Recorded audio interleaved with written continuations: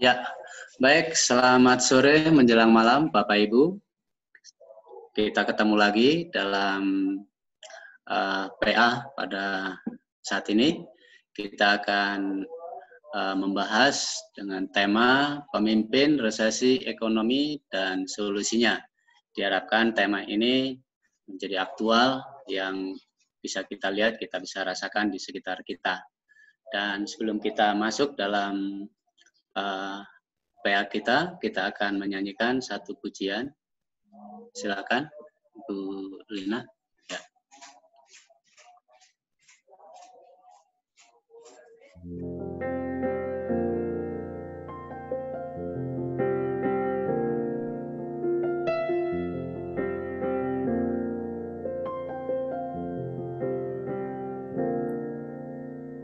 Firman-Mu pelita bagi kakiku, terang bagi jalanku. Firman-Mu pelita bagi kakiku, terang bagi jalanku. Waktu ku bimbang dan hilang jalanku, tetaplah Kau di sisiku, dan takkan ku takut asal Kau di dekatku, besertaku selamanya.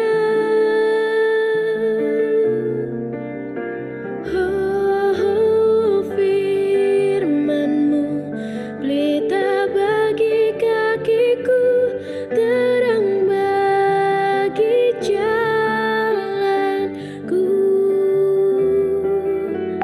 Firman-Mu pelita bagi kakiku, terang bagi jalanku. Terang bagi jalanku, terang bagi jalanku.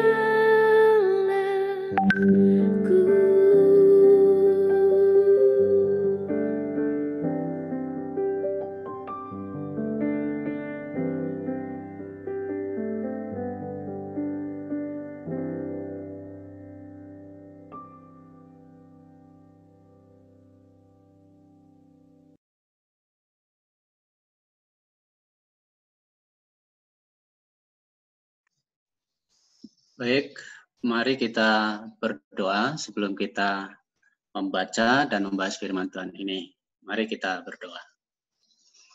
Bapa dalam surga, Bapa yang kami muliakan, yang kami sembah dalam Tuhan Yesus Kristus, pada saat ini kami mau membaca, membahas firman Tuhan, kiranya Engkau sendiri yang akan menolong setiap kami dan membuka mata rohani kami untuk kami dapat mengerti firman Tuhan ini, dan layakkan kami untuk kami dapat menyambut firman Tuhan ini dengan baik. Terima kasih ya Tuhan, Engkau yang pimpin dari awal, pertengahan sampai akhir. Di dalam nama Tuhan Yesus kami bersyukur dan kami berdoa. Amin.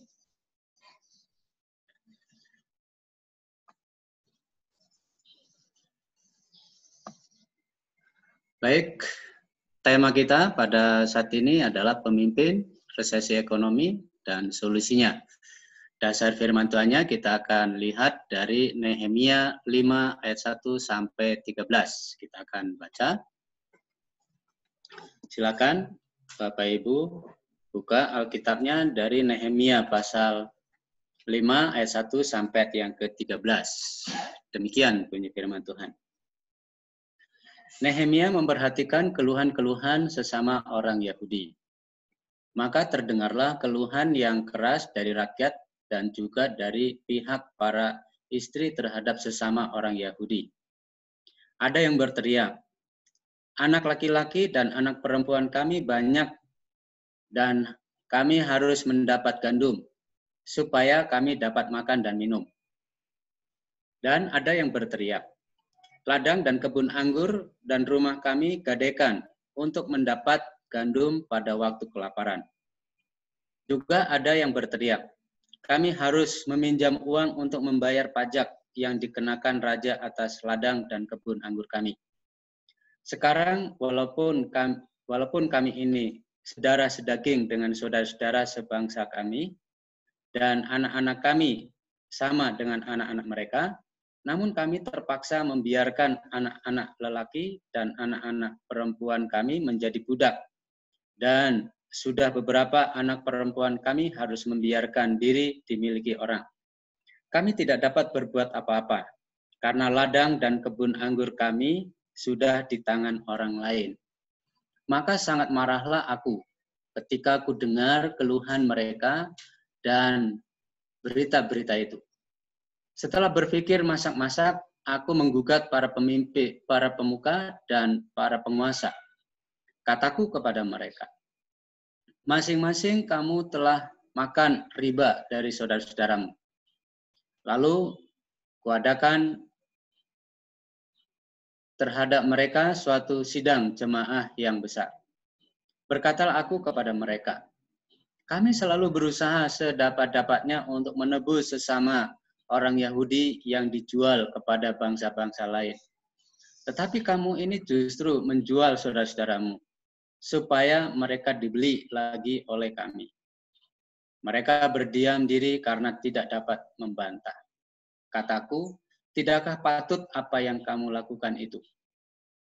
Bukankah kamu harus berlaku dengan takut akan Allah kita untuk menghindarkan diri dari cercaan bangsa-bangsa lain, musuh-musuh kita? Juga aku dan saudara-saudaraku dan anak buahku telah membungakan uang dan gandum pada mereka. Biarlah kita hapuskan hutang mereka itu. Biarlah kamu kembalikan kepada mereka hari ini juga ladang mereka, kebun anggur, kebun zaitun, dan rumah mereka. Pula hapuskanlah hutang mereka, yakni uang serta gandum, anggur dan minyak yang kamu tagih daripada mereka. Berkatalah mereka, itu akan kami kembalikan, dan kami tidak akan menuntut apa-apa dari mereka. Kami akan lakukan tepat seperti yang engkau perintahkan. Lalu aku memanggil para imam dan menyuruh mereka bersumpah bahwa mereka akan menepati janji mereka. Juga aku kebas lipatan bajuku sambil berkata, demikianlah setiap orang yang tidak menepati janji ini akan dikebas Allah dari rumahnya dan hasil jerih payahnya. Demikianlah ia dikebas dan menjadi hampa. Dan seluruh jemaat berkata, amin. Lalu memuji-muji Tuhan. Maka rakyat berbuat sesuai dengan janji itu. Ya, sampai di situ pembacaan kita. Kita akan membahas firman Tuhan ini. Baik, saya akan bahas dari, kita lihat.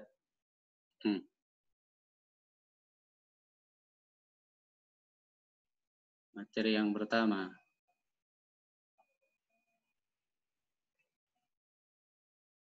Bentar ya.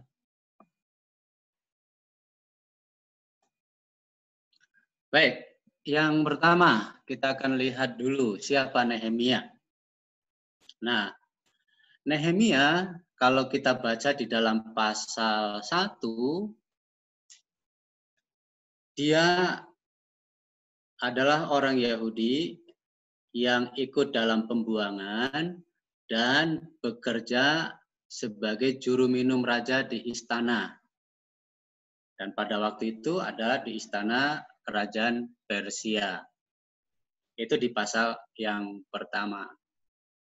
Dan dalam pasal yang pertama di situ juga diceritakan bahwa Nehemia akhirnya meminta kepada sang raja supaya diutus ke Yerusalem untuk membangun tembok kota Yerusalem yang sudah hancur. Kira-kira begitu. Kemudian si Raja Persia mengabulkan permohonan Nehemia. Kemudian Nehemia pulanglah bersama dengan rombongannya ke Yerusalem. Nah, pasal yang kedua, pasal yang ketiga, sampai pasal yang keempat, Nehemia mulai melakukan pembangunan tembok kota Yerusalem di situ. Di situ diceritakan banyak tantangannya, ya, banyak hambatan-hambatannya, dan Nehemia itu utusan resmi dari kerajaan Persia. Ya, makanya seringkali Nehemia disebut sebagai Bupati Yehuda pada waktu itu. Nah, itulah kira-kira sekilas tentang Nehemia, gitu ya. Lalu kita masuk di pasal yang kelima, itu kita akan membahas tentang tantangan yang dihadapi oleh Nehemia, tantangan dari dalam. Kalau dalam pasal 1, 2, 3, sampai pasal 4 itu Nehemia menghadapi tantangan dari luar, ya, dari eksternal. Kalau pasal yang kelima ini dari internal atau dari dalam. Apa itu? Nah, kita akan lihat. Nah, pasal yang kelima, Nehemia pasal 5 ayat 1 sampai 13, kita akan membahas ayat demi ayat, ya. Ayat 1 sampai ayat yang kedua di situ menceritakan tentang pengaduan rakyat kecil yang sedang menderita. Pengaduan sebagian masyarakat yang sedang menghadapi resesi ekonomi. Dan di situ diceritakan mereka menghadapi resesi ekonomi yang begitu luar biasa, ya, begitu luar biasa. Jadi mereka betul-betul menghadapi kelaparan. Itu rakyat yang sedang dipimpin oleh Nehemia menghadapi persoalan resesi ekonomi seperti itu. Lalu ayat yang ketiga sampai akhirnya mereka itu menjual ladang, menggadaikan ladang kebun, ya, hanya untuk mendapatkan makanan. Ya, digadaikan apa yang mereka punya, apa yang mereka miliki, mereka gadaikan untuk mendapatkan makanan. Kemudian ayat yang keempat itu juga menjelaskan bahwa mereka untuk mendapatkan makanan mereka harus meminjam uang dengan bunga yang sangat tinggi. Ya, bisa dikatakan mereka sudah terlilit utang yang luar biasa, ya, hanya untuk bertahan hidup mendapatkan makanan. Nah, yang lebih tragis lagi dalam ayat yang kelima itu di situ diceritakan sampai akhirnya bukan hanya ladang, kebun, atau bukan hanya mereka terlilit utang, tetapi anak-anak mereka menjadi sitaan, dijadikan budak karena apa? Tidak bisa membayar utang, tidak bisa mengembalikan utang mereka. Akhirnya yang dijadikan jaminan adalah anak-anak mereka. Anak-anak mereka dijadikan budak, bahkan hanya menjadi milik orang lain anak-anak itu. Ya, itu keadaan yang sangat memprihatinkan kondisinya pada waktu itu. Ya, ladang, kebun, dan anak-anak betul-betul menjadi milik orang lain. Dan sebagian masyarakat hidup di dalam kesusahan yang begitu luar biasa. Ini yang disebut dengan resesi ekonomi. Ya, susah sekali untuk mendapatkan makanan. Mereka sudah menjual apapun. Mereka sudah pinjam kemana-mana dengan bunga yang sangat tinggi. Dan akhirnya mereka tidak memiliki apa-apa. Keadaan inilah yang akhirnya diungkapkan, diadukan ke Nehemia. Dan Nehemia mendengar semuanya itu. Ya, mendengar persoalan yang dihadapi oleh sebagian masyarakat yang dipimpinnya, persoalan yang tidak mudah, persoalan yang sangat berat. Nah, itu ayat 1 sampai ayat yang ke-5. Kemudian kita lihat ayat yang ke-6 sampai ayat yang ke-7, ini respon. Ya, respon Nehemia sebagai seorang pemimpin, ya, sebagai seorang bupati pada waktu itu, yang merupakan utusan dari kerajaan Persia. Di situ diceritakan Nehemia marah, gitu ya, marah kepada para penguasa, ya, para pemuka yang sebenarnya mereka menindas bangsanya sendiri. Ya, kalau umpamanya menindas bangsa lain masuk akal. Ini menjajah, menindas bangsanya sendiri. Gitu. Nah, di samping dia sudah marah, kemudian dia mulai berpikir, ya, dalam ayat yang ke-7, setelah berpikir masak-masak, berarti ini apa itu? Ada proses, ya. Proses dia bergumul sebagai seorang pemimpin, dia bergumul apa yang harus dia lakukan, apa yang harus dia kerjakan, menghadapi, menyelesaikan persoalan ini. Karena ini persoalan antara hidup dan mati untuk kelangsungan sebagian dari masyarakat yang dia pimpin. Kemudian tindakan selanjutnya, ayat yang ke-7, di situ dikatakan setelah berpikir masak-masak, sudah dipikirkan banyak, sudah digumulkan, kemudian dia mengambil keputusan, menggugat, ya, menggugat para penguasa, ya, para pemuka yang telah melakukan ketidakadilan sosial pada waktu itu. Nah, setelah menggugat, dalam ayat yang ke-8, di situ dikatakan, sambil menggugat, dia bercerita. Ya. Jadi dia bukan hanya mengkritik, dia bukan hanya menggugat, tapi bukan hanya dia memprotes para penguasa dan para pemuka, tetapi dia juga bersaksi.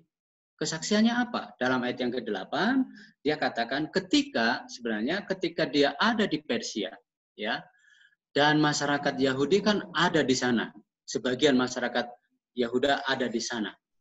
Nah, kesaksiannya adalah apa? Dia sebagai seorang yang memiliki jabatan di istana, pasti dia punya banyak duit. Kira-kira begitulah.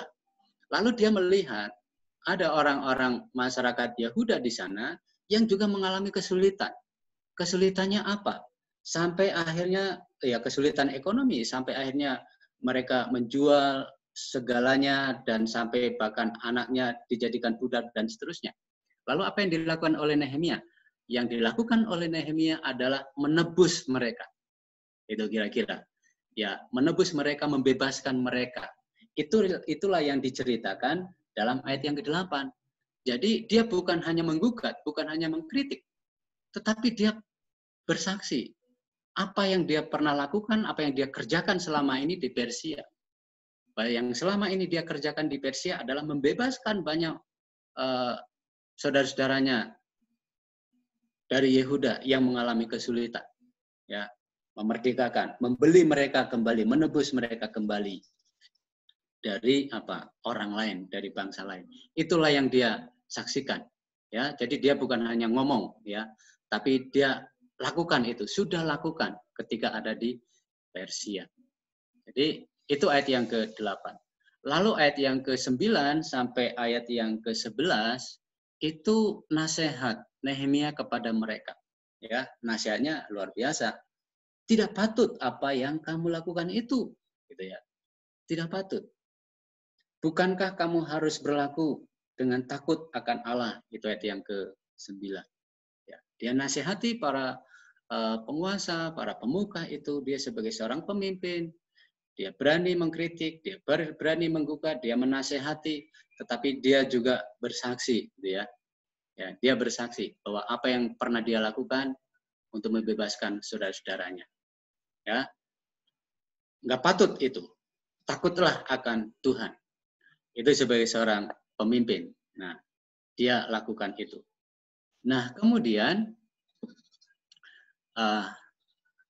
ayat yang ke-10 di situ Nehemia meminta kepada mereka supaya mereka menghapuskan hutang-hutang mereka. Ayat yang ke-11, supaya mereka mengembalikan ladang atau kebun, ya, kebun yang mereka sita atau yang mereka sudah gadekan. Ya, terus bebaskanlah para budak, kalau ada anak-anak laki-laki maupun perempuan yang akhirnya dijadikan budak, bebaskan itu. Hapuskan semua hutang mereka. Ini bisa dikatakan persis seperti peristiwa tahun Yobel. Jadi tahun Yobel itu kan 50 tahun sekali, ya. Jadi ketika tahun Yobel itu datang, semuanya itu dibebaskan, para budak dibebaskan. Tanah-tanah yang menjadi yang disita, digadekan dan segala macam dibebaskan, dikembalikan semuanya itu. Jadi pasal ini mau mengatakan ini situasi kondisinya seperti tahun Yobel, ya. Semuanya harus dibebaskan. Hutang mereka dibebaskan, budak-budak mereka dibebaskan, tanah mereka harus dikembalikan dan seterusnya. Jadi kondisinya itu seperti tahun Yobel. Meskipun pada waktu zaman Nehemia ini bukan tahun Yobel. Tetapi kondisinya seperti tahun Yobel. Semuanya dibebaskan. Makanya kan ada lagu, ini tahun pembebasan gitu ya. Ini tahun pembebasan gitu. Nah, itu tahun Yobel sebenarnya. Nah, ayat yang ke-12 itu apa itu? Bisa dikatakan respon dari mereka. Siapa mereka? Ya para penguasa, para pemuka, atau bisa dikatakan kelompok golongan elit, gitu ya. Orang-orang yang mapan, ya. Apa responnya? Di situ dikatakan itu akan kami kembalikan. Kami tidak akan menuntut apa-apa dari mereka. Kami akan laksanakan tepat seperti yang engkau perintahkan. Artinya apa? Semua nasihat, semua yang diminta oleh Nehemia, ya, mereka akan lakukan. Ya, mereka akan kembalikan. Hutang-hutang mereka akan kembalikan. Ladang anggur yang selama ini disita oleh mereka akan kembalikan. Para budak mereka akan bebaskan. Jadi itu respon mereka, itu janji mereka, itu nasar mereka. Bahwa mereka akan kembalikan, gitu ya. Itu ayat yang ke-12. Kemudian ayat yang ke-13, di situ Nehemia sebagai seorang pemimpin bukan hanya asal percaya saja, gitu ya. Oke lah, karena kamu sudah ngomong begitu, ya sudah, selesai. Tidak. Jadi ayat yang ke-13 bisa dikatakan seperti minta jaminan. Ya, apa itu jaminannya? Para imam untuk istilahnya menjadi saksi akan sumpah mereka, akan janji mereka, bahwa mereka akan menepati janji mereka atau nasar mereka. Nah, di situ Nehemia katakan kalau mereka tidak menepati janjinya, biarlah mereka dikebas oleh Allah. Jadi mereka berjanji di hadapan Tuhan, bersama-sama disaksikan oleh para imam bahwa mereka akan melaksanakan itu. Nah, itulah sampai ayat yang ke-13. Sekarang kita akan lihat simpulannya apa. Di dalam pembahasan ini, ya, saya mau melihat yang pertama adalah teks ini berbicara tentang persoalan ketidakadilan sosial. Ya, pada zaman Nehemia, jurang antara miskin dan kaya sangat-sangat dalam. Ya. Dan kondisi ini betul-betul menyakitkan. Ya, menyakitkan. Satu sisi ada kelompok orang yang luar biasa, mereka hidup mewah begitu luar biasa. Satu sisi ada kelompok masyarakat yang sangat menderita, bahkan rela menjual segala-galanya untuk mendapatkan makanan. Itu kondisinya, ya. Jadi teks ini berbicara tentang kondisi ketidakadilan sosial. Itu terjadi di tengah-tengah umat orang Israel. Satu bangsa, umat pilihan Allah. Terjadi seperti itu. Yang kedua, teks ini juga mau berbicara bahwa tugas pemimpin adalah mewujudkan keadilan sosial. Dan inilah yang ditunjukkan oleh Nehemia sebagai seorang pemimpin. Jadi dia bukan hanya memimpin soal spiritual saja, tetapi dia pemimpin yang holistik. Pemimpin yang menyeluruh, yang memperhatikan kebutuhan umatnya yang dipimpin. Dalam hal ini adalah kebutuhan sosial ekonomi. Jadi seorang pemimpin harus mewujudkan keadilan sosial.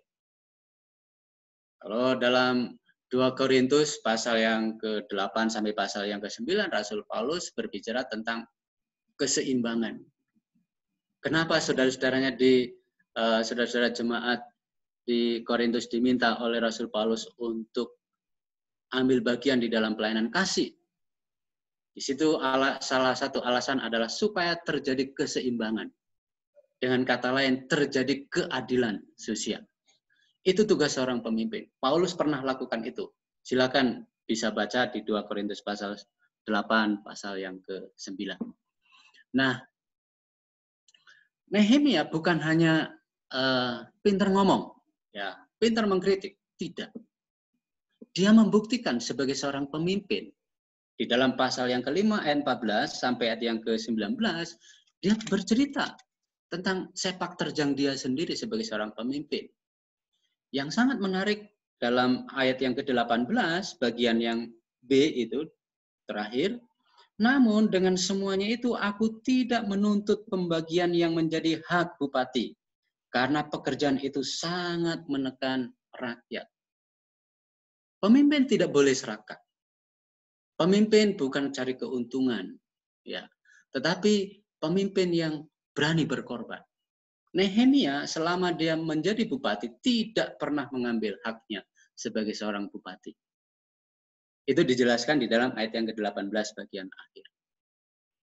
Malah justru sebaliknya, seluruh pembiayaan yang dia kerjakan selama ini, dia keluarkan dari kantongnya sendiri. Kira-kira begitu. Ini seorang pemimpin yang begitu luar biasa. Itulah Nehemia. Jadi bukan hanya pintar mengkritik, bukan hanya pintar menggugat para penguasa dan segala macam. Memang dia membuktikan itu.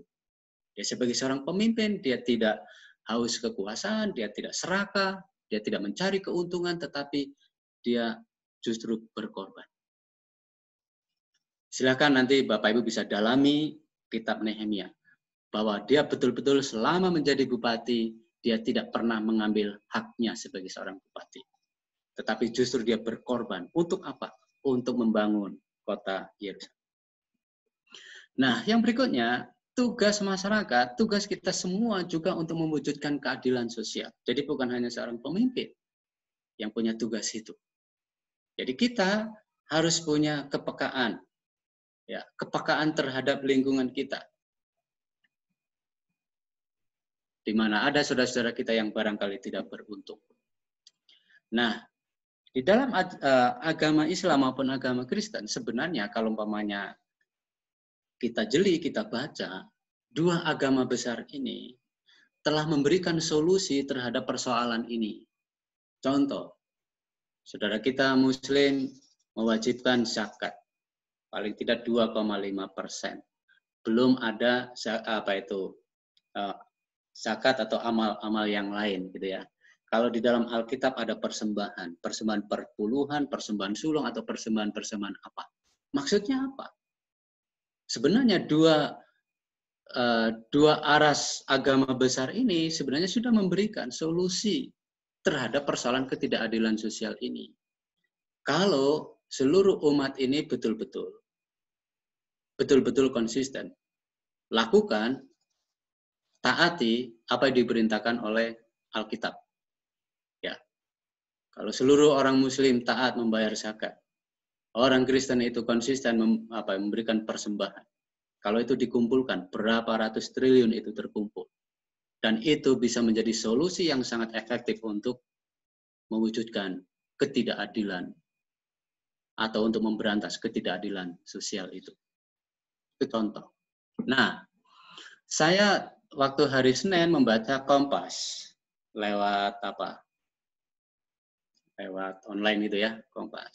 Saya membaca bahwa di situ dibahas survei orang kaya di Amerika menyumbangkan dananya untuk COVID-19 hanya 0,1% dari seluruh total kekayaan mereka.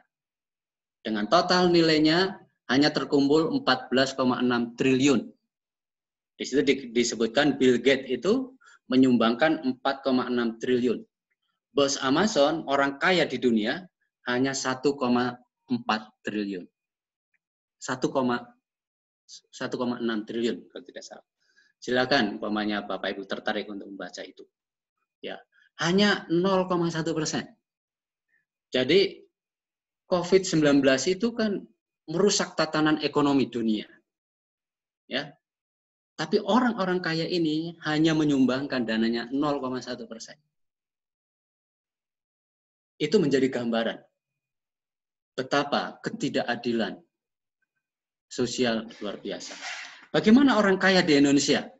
Saya belum menemukan laporan dana mereka untuk COVID-19 seperti apa.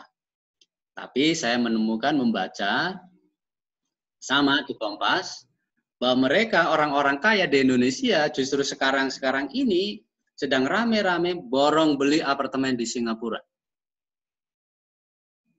Itu mereka orang-orang kaya beli apartemen di sana.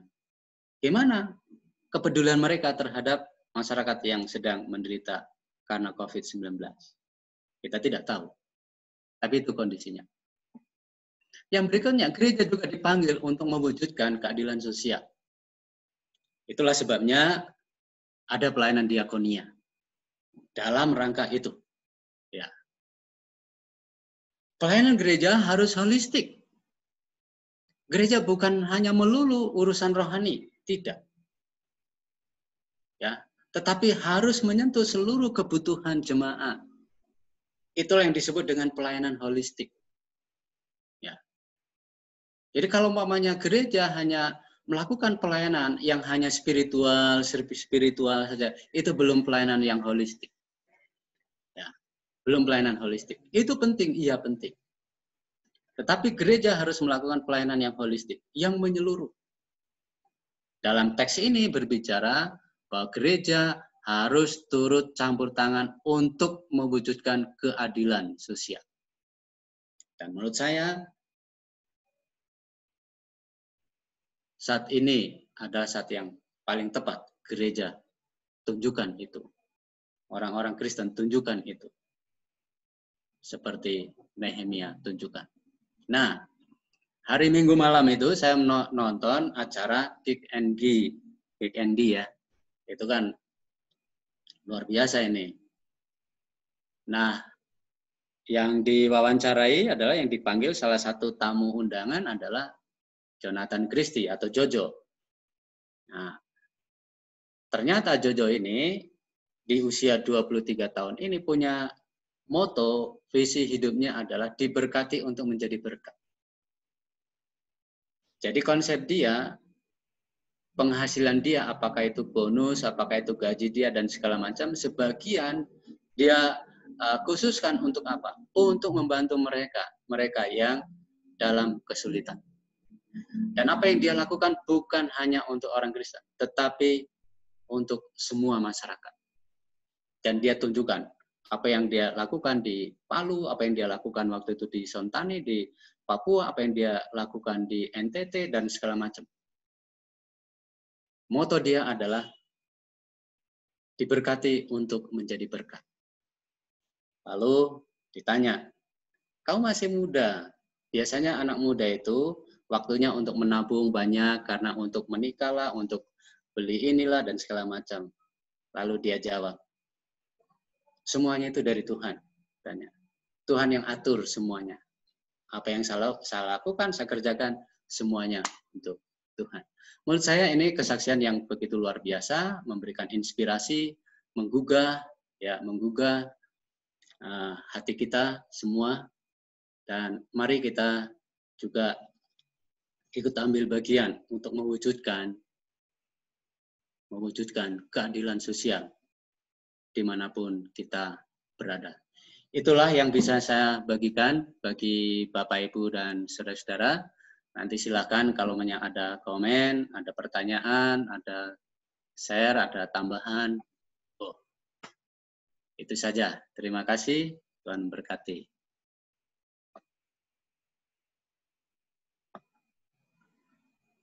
Oke, mari Bu, silakan.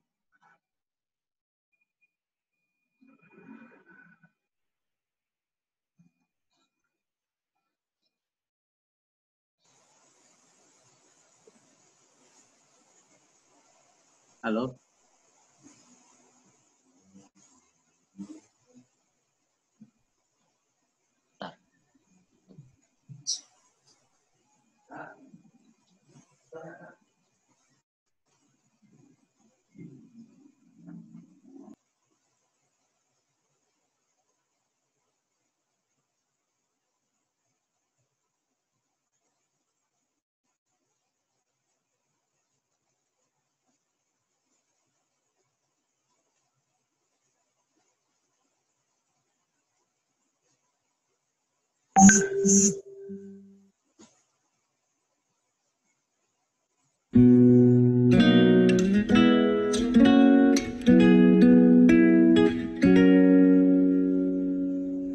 Kekuatan serta penghiburan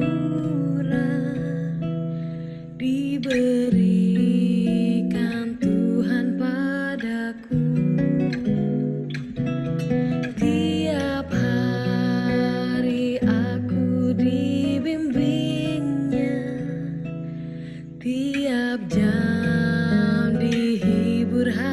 hatiku dan sesuai dengan hikmat Tuhan ku diberikan apa yang perlu, suka dan derita bergantian memperkuat imanku. Tiap hari Tuhan besertaku, diberi rahmat-Nya tiap jam, diangkatnya bila aku jatuh, dihalaunya musuhku kejam. Yang namanya Raja Maha Kuasa, Bapa yang kekal dan abadi, mengimbangi duka dengan suka dan menghibur yang sedih. Dan sesuai dengan hikmat Tuhan ku diberikan apa yang perlu, suka dan derita bergantian memperkuat imanku, mengimbangi duka dengan suka dan menghibur yang sedih.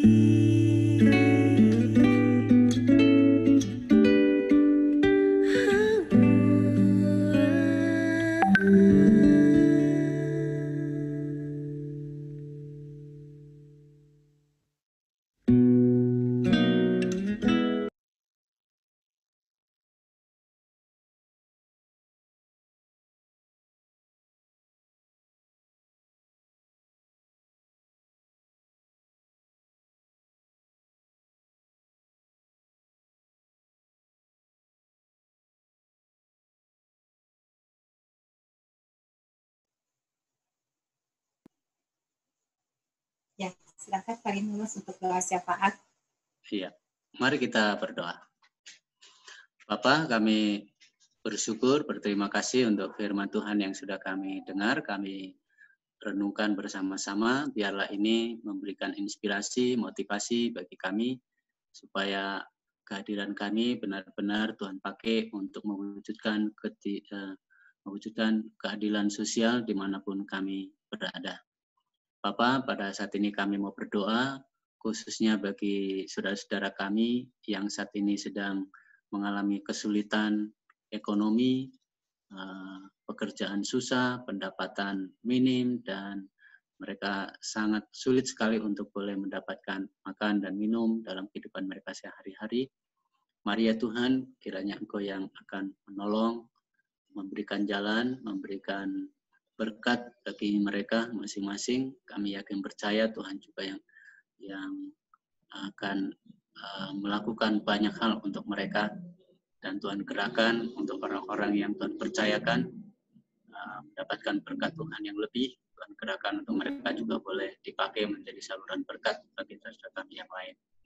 Bapak, pada saat ini kami berdoa untuk saudara-saudara kami yang terus masih berjuang untuk menghadapi sakit penyakit, khususnya untuk pemerintah yang sedang terus bekerja keras mengatasi perkembangan virus corona ini yang semakin hari semakin banyak positif karena virus corona ini. Dan ini menjadi sesuatu yang sangat sulit apa yang harus dilakukan oleh pemerintah. Satu sisi pemerintah mau melakukan kehidupan normal, tapi satu sisi menjadi ketakutan tersendiri oleh karena virus ini belum begitu berhenti. Dan kami berdoa ya Tuhan supaya Engkau yang akan menolong, supaya langkah-langkah pemerintah Tuhan bekerja supaya semuanya itu dapat berjalan dengan baik, ekonomi dapat berkembang kembali, dan juga virus corona ini juga dapat diatasi dengan baik. Kami mohon berkat Tuhan, hikmat yang dari Tuhan, langkah-langkah apa yang harus dilakukan oleh pemerintah. Berikan juga ketaatan bagi kami sebagai warga negara Indonesia, supaya sungguh-sungguh dapat menjaga, dapat mentaati protokol kesehatan dengan baik, supaya mereka tidak hidup sembrono, tetapi sungguh-sungguh mau saling menjaga satu dengan yang lain. Kami menyerahkan untuk pelayanan gerejamu di GKI Pastur ini ke depan. Kami tidak tahu apakah bulan-bulan mendatang kami akan melakukan ibadah pakai online ini terus, ataukah mau coba melakukan ibadah dengan normal. Kami serahkan semua dalam tangan-Mu supaya semuanya ini dapat kami persiapkan dengan baik. Terima kasih ya Tuhan, terima kasih berkat untuk kami semua yang hadir di dalam PA ini. Terpujilah Engkau ya Tuhan, inilah doa kami. Di dalam nama Tuhan Yesus kami bersyukur dan kami berdoa. Amin. Baik, silakan Bu.